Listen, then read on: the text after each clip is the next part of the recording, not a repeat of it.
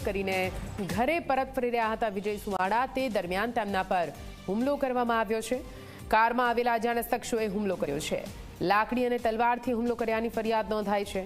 Agora mall પાસે બની હુમલાની ઘટના 7 શખ્સો સામે વિજય સુવાડાએ નોંધાવી છે ફરિયાદ। ઘટનાની વિગતો પ્રમાણે ગુજરાતી ગાયક કલાકાર વિજય સુવાડા પોતાના મિત્રોની સાથે કોઈ સામાજિક પ્રસંગમાં જઈ રહ્યા હતા। તે સમયે અંદાજિત 10:30 વાગ્યા આસપાસ અમદાવાદના જુંડાલ સર્કલ નજીક વિજય સુવાડાની કારને ફિલ્મી ઢબે ઇનોવા કારથી રોકવામાં આવી।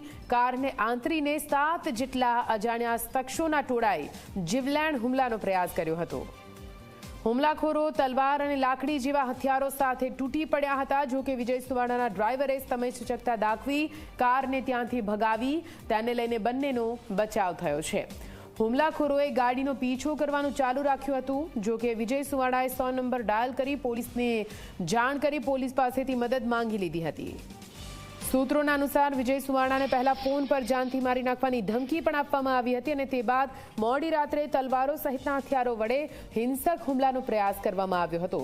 હવે જોવાનું રહેશે કે આ હુમલાની ઘટનાને આખરે કોણે અંજામ આપ્યો છે।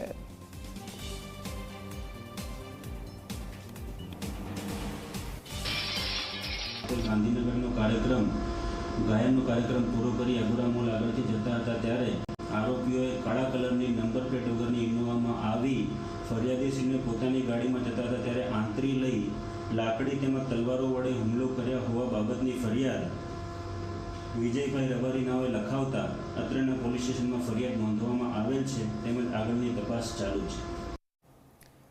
અમદાવાદ મુંબઈ બુલેટ ટ્રેનનું કામ પૂરજોશમાં ચાલી રહ્યું